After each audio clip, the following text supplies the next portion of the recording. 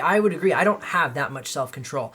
I am just so driven by the belief that the things I'm doing today will give me the results I want in 5 years, that I cannot imagine doing anything else.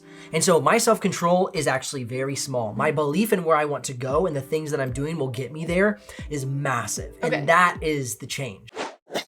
Welcome back to the great conversation. We are so glad that you are here joining us on what we are talking about today. We're talking about living a life that is either led by your beliefs or is it led by self-control? Yeah. Or neither. Yeah. But we have really kind of gotten this deep conversation lately about how a lot of people say to us, wow, y'all have a lot of self-control. Yeah. And we kind of are like, well, I don't know if it's really self-control. I think it's that we have some beliefs about things that we have implemented, and that's why we've implemented them, because we believe in them. Yeah, there's a deep-rooted sense of this is 100% what I am rooted in, grounded in, believe deeply. And so my actions are a result of those beliefs. Yeah. So to kind of give you an example, I had this thought. It was a heavy thought about someone I had talked to recently in my life. And she has a mom that has Alzheimer's, very progressive Alzheimer's. Then we got talking about this article and the research that has come out where sugar is really being linked to the development of Alzheimer's. And so this woman that's in my life just is like, maybe I should reduce my sugar. Maybe I shouldn't be eating it so often. And then after the conversation was over, I asked, who wants ice cream? Yeah, we were at dinner. I had brought some ice cream, and of course she wanted ice cream, so she's going to have some ice cream. Yeah. And nothing wrong with ice cream. Obviously, Yes. I bought it. I think it's fine. But after that evening, I was like, that's so interesting how she has someone very close to her in her life, her mom, that has a disease process. And there could be some steps that she could take to maybe prevent it. Yeah. But yet the research still isn't strong enough for her to say, you know what, I'm just going to try it. I'm going to cut out sugar and see if maybe I can prevent this disease process from happening, because maybe that's what the research is showing. Maybe it could help. And I would say, before we continue, yeah, there are so many things in our life that we face of this very similar nature, which is action taken today produce result 10 to 20 years down the road. It's so long down the road. And how often have we in the past and other people, whatever circumstance, maybe it's the job you're in, you're not fond of it, you don't like it, you want to do something different, but every day you go to the job and you don't do anything different on the side to maybe build a skill or push yourself towards something new. We talk about weight loss. We talk about eating in general. I don't want to look like my dad one day, or, my dad's actually in pretty good shape, but somebody might say that, my parents gained weight. I don't want to do that. But then do we take that action to eat differently? Right. And then oftentimes we don't, because the motivation isn't there. So is it motivation or is it belief? That's the conversation we're having. Right, because there are all these things that we're kind of talking about, whether it's a disease process, whether it's just general health, whether it is a lifestyle that you want to step into one day. Yeah. They are so far off. Very far off. And it is so hard in the moment to say this little bitty action is a part of what I look like down the road. So for this lady that's in my life, Alzheimer's, she has no idea if she's going to get it or not. There's no way for them to really say, yes, you will. No, you won't get it. And so is this step right now, eating this ice cream, is it going to change that? If you could get an answer, if somebody could tell you yes, would you? And that's the belief. Question. On the beforehand, you're like, okay, maybe I should take some lifestyle changes so that I don't end up there. But then some reason nothing is strong enough to actually make us change our behavior. There's no motivation. The motivation isn't strong enough, maybe. And then on the post side of it, it's like, okay, I'm already here and the motivation isn't strong enough for me to change now. Yeah. And so this is where the question is, to change our behavior. Yeah. What is the motivation? Is it self-control of I am just going to do it? I'm going to just hold on tight and white knuckle it and just be like, I'm going to do this? Or is it that I need to take the time to really research and gain information and insight and testimonials from other people and start to really believe it? Yeah, build a belief system, my foundation. Belief system with food, with lifestyle, exercise, getting up in the morning to work, starting a business, the way that we raise our children, whatever it is, my beliefs in all of those things have to be strong enough to change my behavior so that it's not every day that I say, man, I don't really want to do this. Yes. And this is where your thoughts come in. Yes. You know, the whole self-control thing is, I don't really want to do this, but I'm going to make myself do it because I just think I need to, versus I believe this and I know that this is going to make a difference, and so I'm going to do it. I would agree. I don't have that much self-control.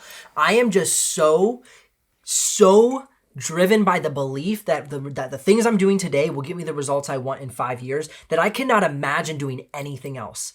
And so my self-control is actually very small. My belief in where I want to go and the things that I'm doing will get me there is massive. Okay. And that is the change Okay, yeah. in my life. So my question with that is, because if you believe it's like all belief for you, was there a time where you didn't quite, so like, we'll take your business, for example, Okay. you getting up every morning when it was hard, and you say that you believe that that is me in 5 years. I just haven't arrived yet, Yeah. but I believe that's going to happen. I just Yeah. have to like step into this every day. Well, you know why?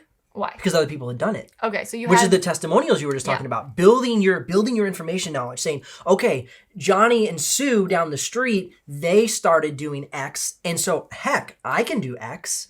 And then you have a belief system. You have a pattern you're following after. So you 100% absolutely can have belief right out of the gate. Because if somebody else can do it, you can do it too. So my question is, on the days when it was really hard and you said, I don't want to do this, like everything in you was like, I don't really want to. On those days, was it belief that got you through, or was it self-control of like, no, I have to do this because I have to do this? It was belief, because it's belief in what I want. It's not in denying myself of what I don't want. If we look at what we don't want, all we're going to think about is what we don't want. I don't want to get up. I don't want to get up. I want to stay in bed. Well, when I think about, I want to get that thing, that is way more powerful. Okay. So then backing it up. I'm really excited about this. I know. So the beginning of our relationship, we both started dating and realized that like we had very similar eating habits. And Yes. just to be totally honest, those eating habits were actually Quite eating negative. eating disorders. Yeah. Like it ruled our life. Everything was about food and how we can, like, oh my goodness, I ate that and now I have to go exercise because I have to burn it all off. And it was just, first of all, it wasn't even like the way that we were thinking was not the way that our bodies actually work, now that we've like really studied Research. how our bodies, they're machines and they need the energy, and they're just going to get hotter to burn it off even if we eat more, as long as we're eating at the right times of day and we are allowing our bodies to really get, burn that energy off. Absolutely. We'll talk. We'll do talk another about episode on that. Yeah. But before that, we were calorie calorie counting. We were ruled by what we put in our mouth. Yeah. All of our relationships were tense because food was the God, the thing that we worshipped in our lives. Yeah. And so my question is, did we, but I'm going to ask you, Okay. were you ruled by a belief system in that, or was it self-control when something was set before you and it was not in your acceptance, menu of I can eat that?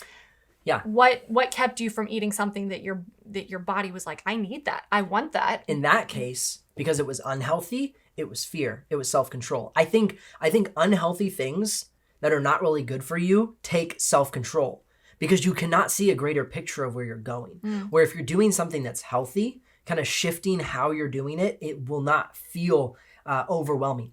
In my experience. Okay. That might be different. Yeah. I have found a diet that does not restrict me with fear and overwhelmness. It provides me with freedom. And so in that way, I say it was fear and it was massive self-control, because I was so afraid of eating that thing. And even the healthy things that I ate still made me afraid of weight gain. Yeah. I think for me, it was probably like a combination of both. I think I believed that that's terrible. I should not eat that. Yeah. Okay, that's a and good if I point. eat that, like, I'm going to blow up like a balloon. But again, it's a negative belief. It is.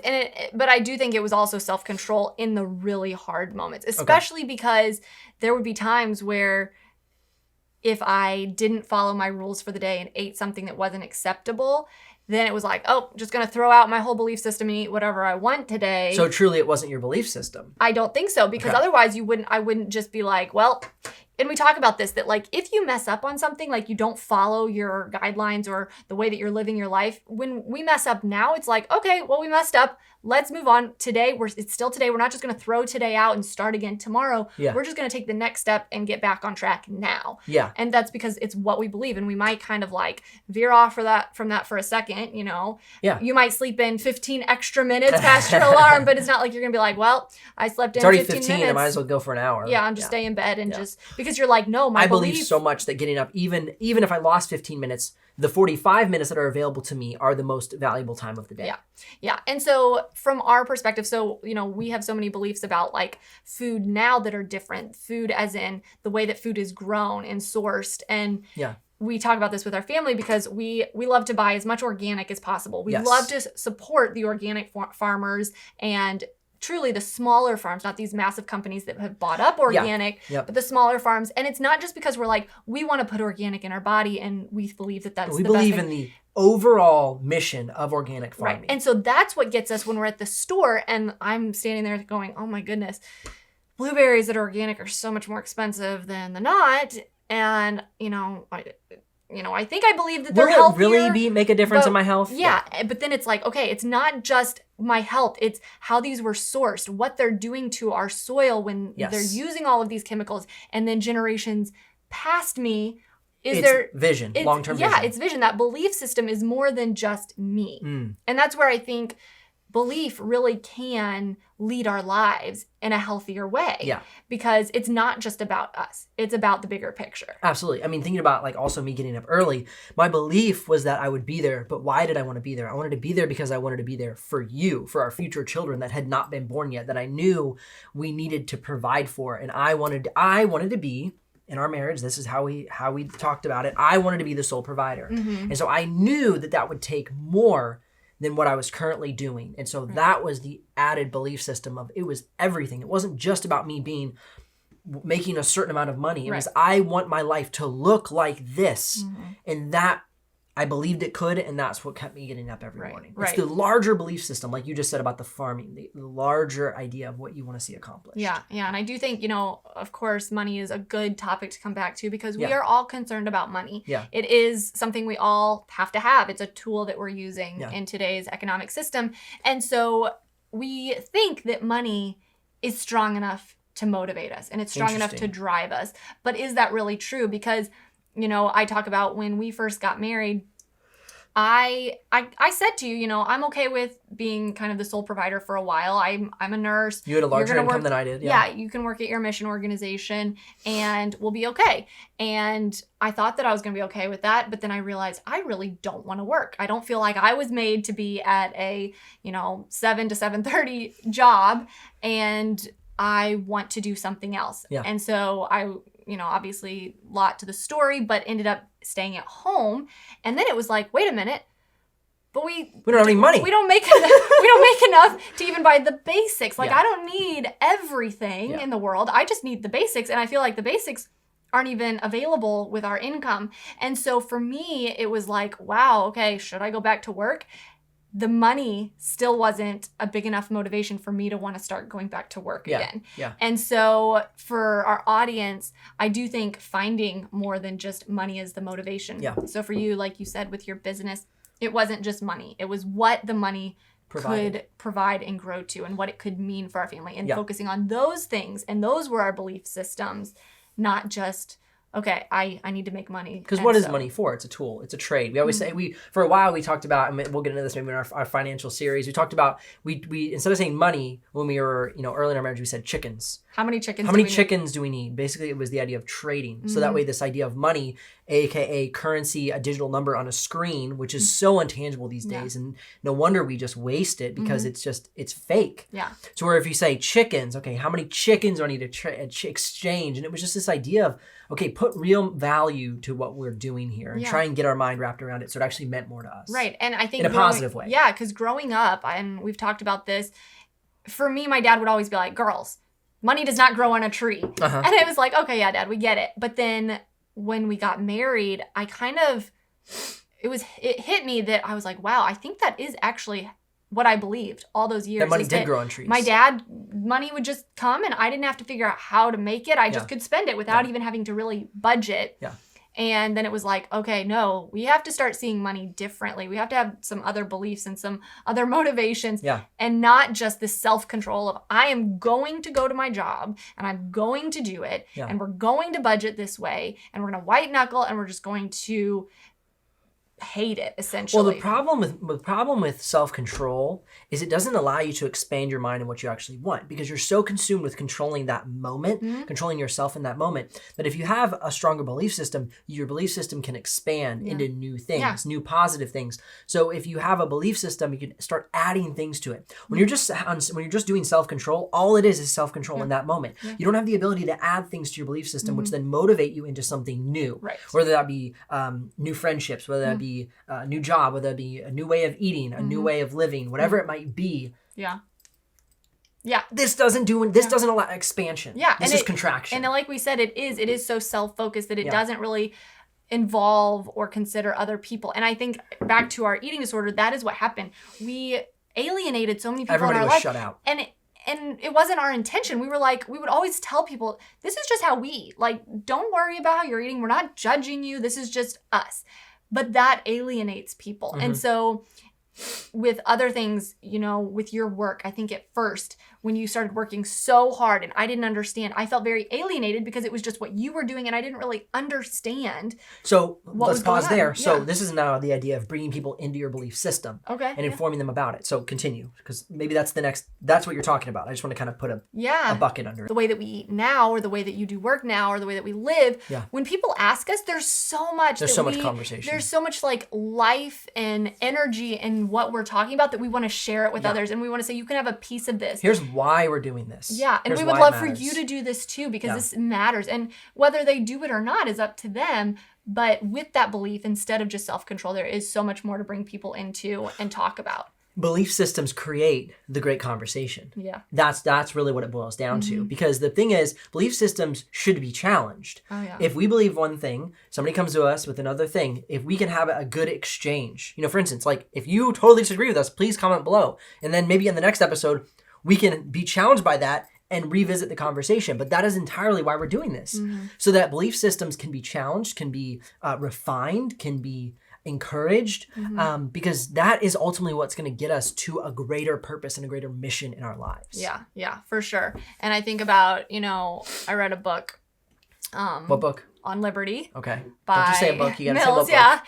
And he definitely talked about this. And this was my favorite part of his idea, is that we really can't, his whole point was that we can't have any opinions, because have you really seen every side of that topic? Have you really talked to every single person that could have an idea or information on that? No. And until then, you can't have an opinion. And I don't agree with that, because we have to have opinions. We have to have something that moves us forward in society, in culture, and in time. Yeah. And we're going to mess up. We're going to make mistakes, but we have to move forward. Yeah. But I do love just thinking about that we're so quick to have opinions, and we're so quick to say, no, I disagree with you. And so much so that I'm going to cut you out of my life. Yeah.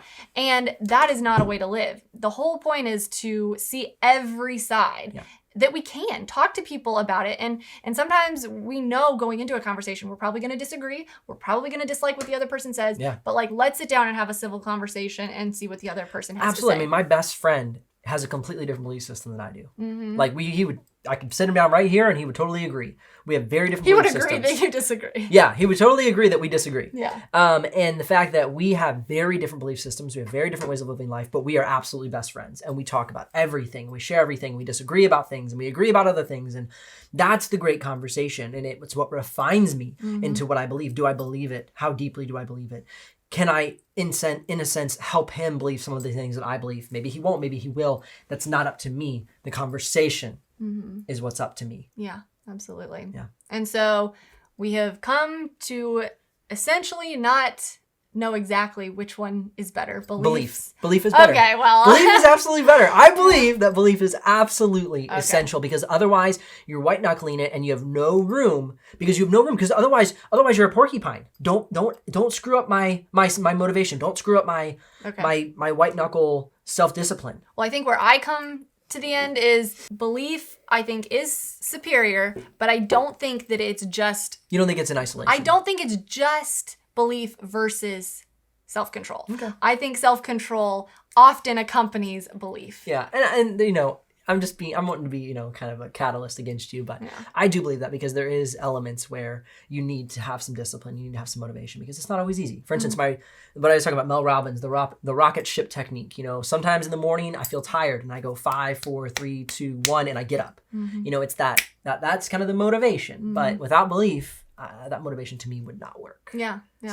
So we do want to encourage. 80-20.